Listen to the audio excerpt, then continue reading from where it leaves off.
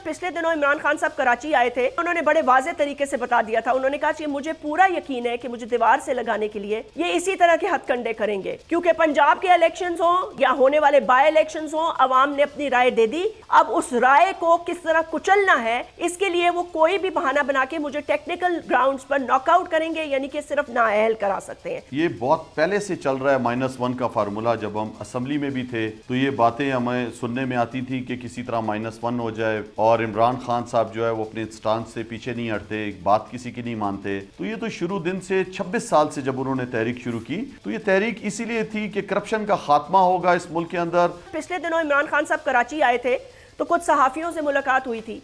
उसमें उन्होंने बड़े वाज़े तरीके से बता दिया था। उन्होंने कहा कि मुझे पूरा यकीन है कि मुझे दीवार से लगाने के लिए ये इसी तरह के हथकंडे करेंगे, क्योंकि पंजाब के इलेक्शंस हो या होने वाले बाय इलेक्शंस हो, अवाम ने अपनी राय दे दी।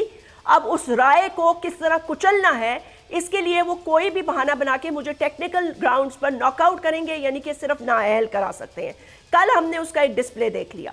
अब मजीद क्या पीटीआई इस बात पर रजामंद है कि डायलॉग्स भी नाकाम हो गए और अब रास्ता सिर्फ यही है कि इस्लामाबाद की तरफ जाना है?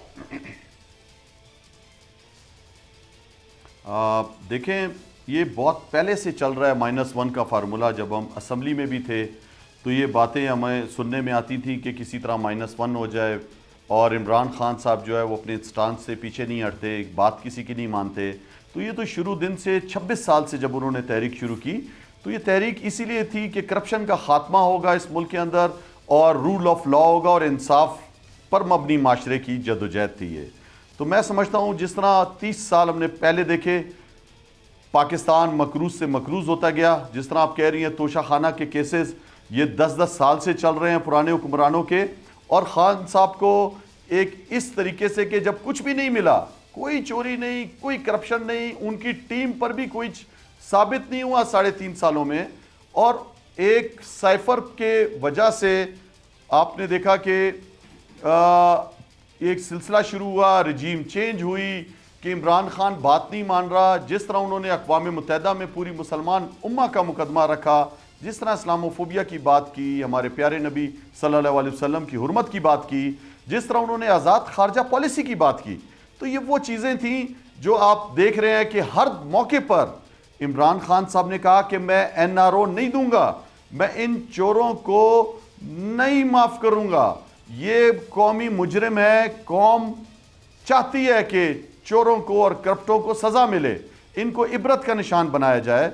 लेकिन बदकिस्मती से ये जो चापलूस टोला था, ये जो डिक्की में बैठ के गाड़ी की, ये जो सफारी सूट पहन के ये जो मुलाकातें करता रहा, और जिस तरह अमेरिका की गुलामी कबूल की इन्होंने, जिस तरह इन्होंने करोड़ों रुपए की करप्शन कराकर कौमी असम्बली के अंदर ज़मीर बेचे गए और फिर हतम एतमाद हुई, तो ये सारा कुछ पाकिस्तानी कौम देख रही है।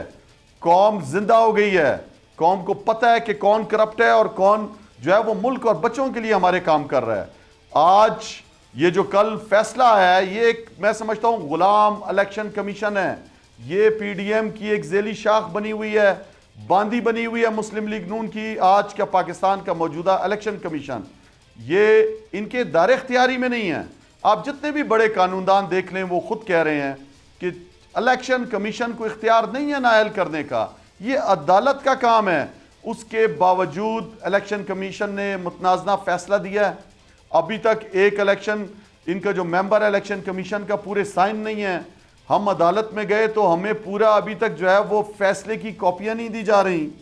ये सब सिलसिला सबके सामने है, ऑडियो लीक्स आप सबके सामने आई कि किस तरह इलेक्शन कमीशन को हदायत देने का प्लान हो रहा था कि किस तरह डी-सीट किया जाए कौमी असम्बली के मेंबरान को।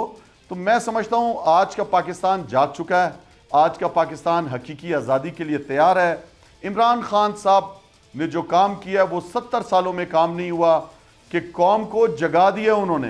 आज एक कौम बन गई है पाकिस्तानी कौम, रंग, नस्ल, लसानियत, फिरका परस्ती को छोड़ के आज पाकिस्तानी बन गए हैं, और उन्हें पता है कि ये चोर लुटेरे जो पाकिस्तान से पैसा लूट के हमेशा बाहर दुनिया में ले गए, चाहे वो एवन फील्ड के अपार्टमेंट्स हो, चाहे वो सरे महल हो, चाहे वो स्विस अकाउंट में अरबों खरबों रुपए हो पाकिस्तानियों के, तो ये सब चीजें टीटियां हमने देख ली।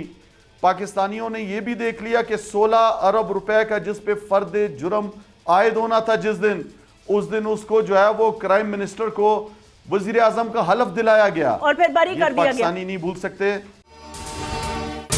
अगर ये वीडियो आपको पसंद आई है तो इस चैनल को सब्सक्राइब करें और बेल आइकन को क्लिक करें। एक बार फिर नंबर 1 बोल न्यूज ने एक बार फिर सारे रिकॉर्ड तोड़ दिए। सिकंदर सुल्तान राजा साहब ने मियां नवाज शरीफ से राब्ता किया और उनसे पूछा कि मेरे लिए क्या हुक्म है। बोल का प्रोग्राम अब पता चला। लाहौर के अस्पतालों में भी मसीहा नहीं फिरौन बैठे हैं। शाम 7 बजे की स्लॉट में सबसे ज्यादा देखा गया।